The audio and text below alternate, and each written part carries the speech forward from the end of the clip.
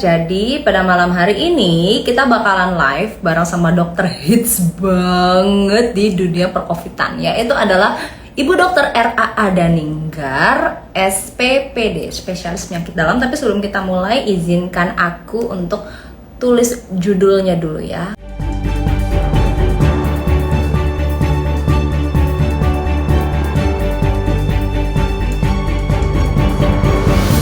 Oke, jadi pada malam hari ini kita bakalan live ini ya guys, biar COVID dan klaster keluarga. Kenapa gue mengangkat tema ini ya? Hal ini dikarenakan kenapa lagi rame banget ibaratnya penularan COVID justru dari keluarga sendiri. Kebayang gak guys, keluarga yang mana harusnya menjadi tempat bagi kita, tempat yang aman untuk kita berlindung ya, tempat yang aman bagi kita untuk ibaratnya ya feels like home lah gitu.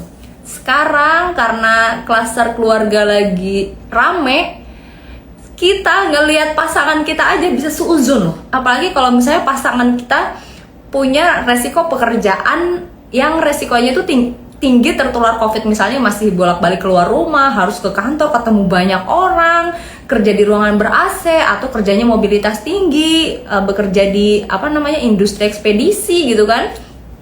Terus suami kita atau kita juga sebenarnya pulang ke rumah bertanya-tanya dong, mau peluk jangan, cium jangan, peluk jangan nih, nular gak nih, ayo. Kita juga rasanya ke anak-anak tuh mau peluk mau cium jadi ragu-ragu kan, walaupun kita udah mandi lah apa segala macem, tapi jangan-jangan gue OTG lah apa iya demi mencegah penularan di keluarga sendiri, apa iya kita harus ibaratnya swab antigen tiap minggu, apa iya kita harus nenggak vitamin sampai pabrik-pabrik, atau harus gimana sih mencegah penularan di keluarga sendiri? Nah, pada malam hari ini aku udah ngundang tamu yang sangat spesial. Langsung saya invite ya dok, izin ya. Selamat malam Bu Dokter. Aduh, Assalamualaikum. misalnya perasaan saya mau invite Dokter Ning, kok yang muncul malah BCL ya, mohon maaf ini. Baru potong poni dok, seger banget kelihatannya nih. Enggak cantik kok. Gimana kabarnya dok? Alhamdulillah baik, sehat. Mbak Citra gimana? Alhamdulillah dok, kalau aku sendiri kemarin banget baru aja selesai ngurusin sekeluarga yang pada positif COVID dok.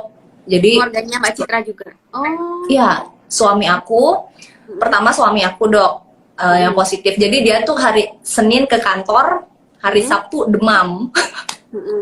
Terus kita nggak nyangka demamnya, kita kira demam apa ini gitu kan ya. Terus suami aku sempat kontak erat lah sama anak aku yang pertama. Dia sempat tidur sama anakku yang pertama sampai dipeluk, dicium gitu. 3 hari kemudian anak aku yang pertama demam dan ternyata positif juga. Habis itu karena orang tua aku sempat ke rumah ini karena kita hidupnya tetanggaan ya sama orang tua juga, sempat kesini silaturahmi. Nggak lama beberapa hari kemudian orang tua aku positif juga. Itu aku udah, waktu orang tua yang positif tuh aku super sedih gitu kan, soalnya orang tua kan lebih rentan, terus ibu aku juga ada comorbid gitu. Nggak lama, terus aku tuh, anak aku ya yang pertama usia 3 tahun ya dok. Terus anak aku yang kedua usianya 2 tahun, masih pada balita. Aku sendirian ngurusin keluarga satu-satunya yang negatif di rumah. Sampai turun 3 kilo dok. Nah terus untuk menjaga anak aku yang kedua enggak tertular COVID, itu susah banget beneran. Soalnya pada saat keluarga kita kena badai COVID, semua pembantu, asisten rumah tangga, aku pulangin. Karena kan aku punya yang pulang beri ya dok. Itu aku pulangin, dah stop dulu kerjanya, jangan kesini lagi. Karena aku takut dia ketularan juga. Akhirnya aku sendirian ngurusin 2 balita. Si kakaknya suka cium-cium tanpa sepenglihatan aku, ya kan. Akhirnya adiknya yang kedua demam juga, positif juga, ya oh tolong.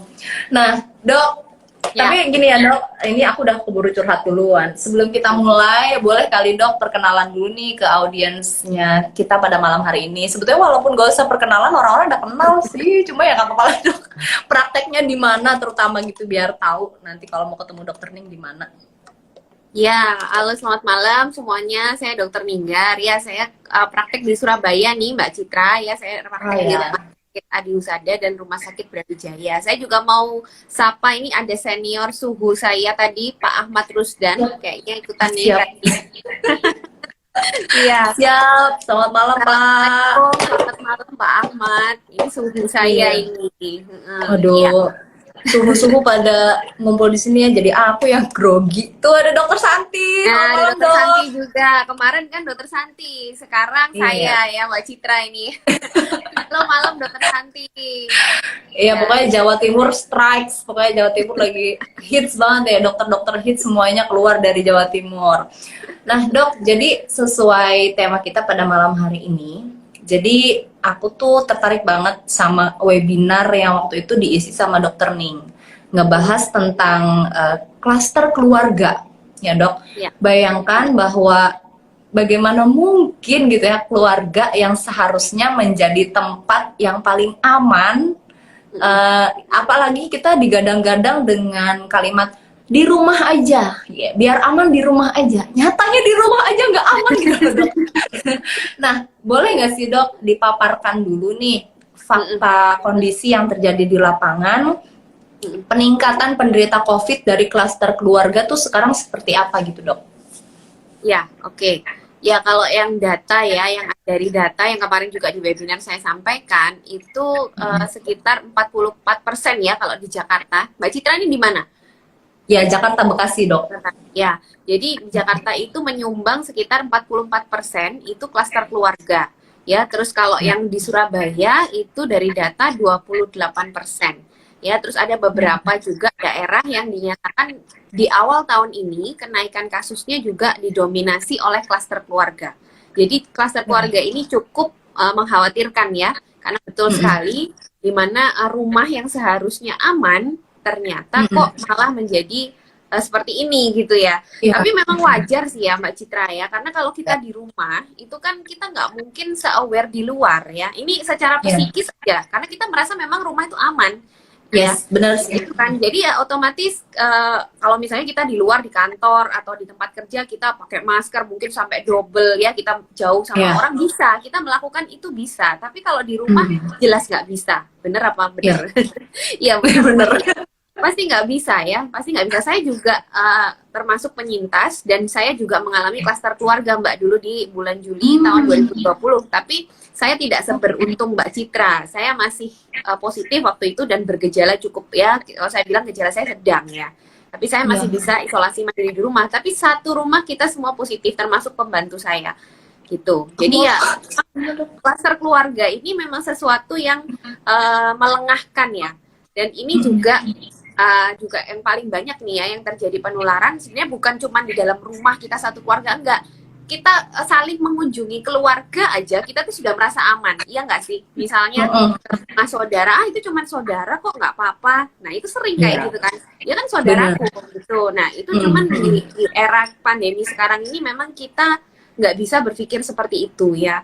Kalau bisa memang kita mau itu saudara, mau itu teman dekat ya, atau siapapun yang seolah-olah kita memang kenal dekat, tahu pasti dia seperti apa, tetap kita nggak bisa melihat virus ini kan. Jadi apakah dia sedang sakit atau enggak, itu kita nggak bisa lihat.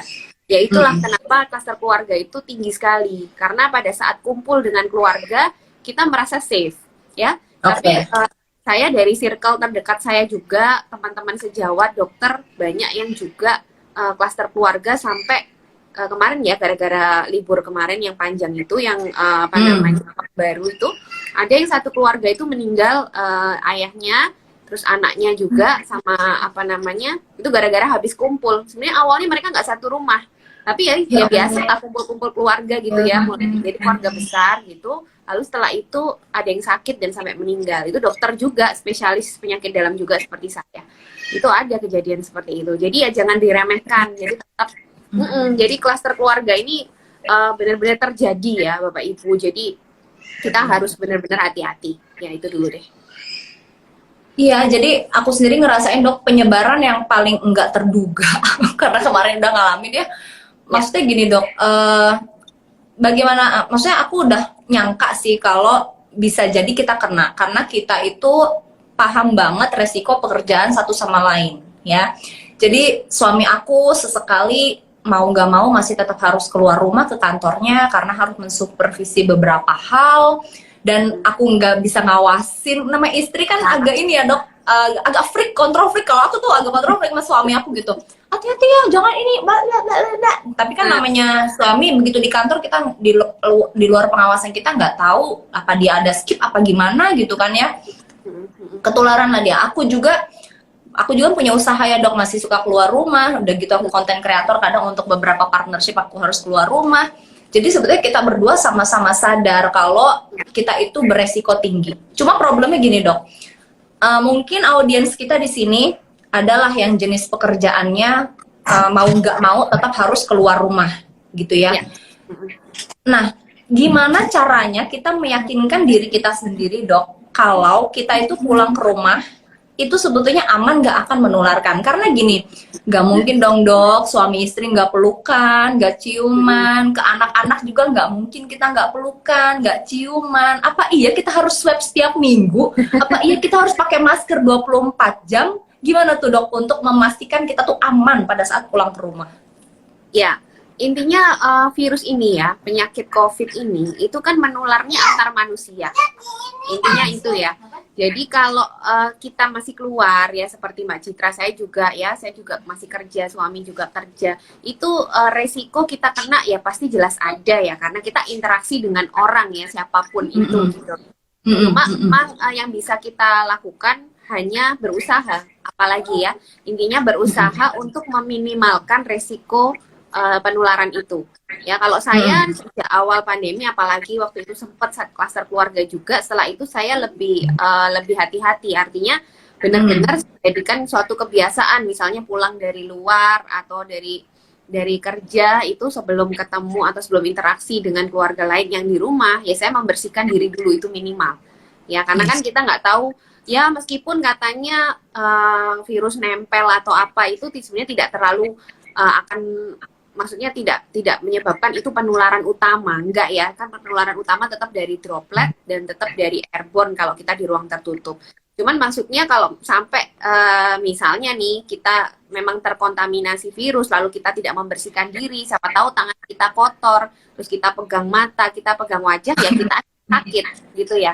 Jadi kita meminimalkan itu. Ya kalau saya sih tetap membiasakan itu, artinya siapapun yang ke rumah saya juga ada pembantu yang tiap hari keluar masuk, artinya dia pulang pergi, tidak tidur di rumah. Itu juga saya berlakukan sama ya. Jadi dia tiap datang harus mandi dulu, ganti baju dulu, baru dia boleh berinteraksi dengan yang lain.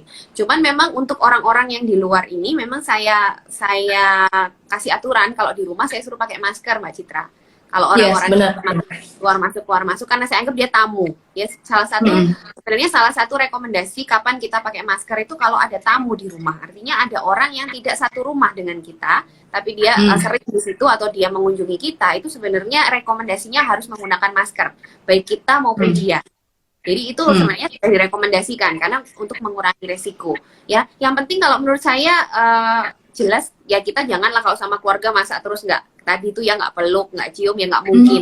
Tapi paling nggak kita minimalkan aja resiko itu. Kriteria sembuh dari COVID ini yang mungkin harus diubah mindset ya di masyarakat, bukan swabnya harus negatif, no, tapi paling nggak sudah melewati masa penularan.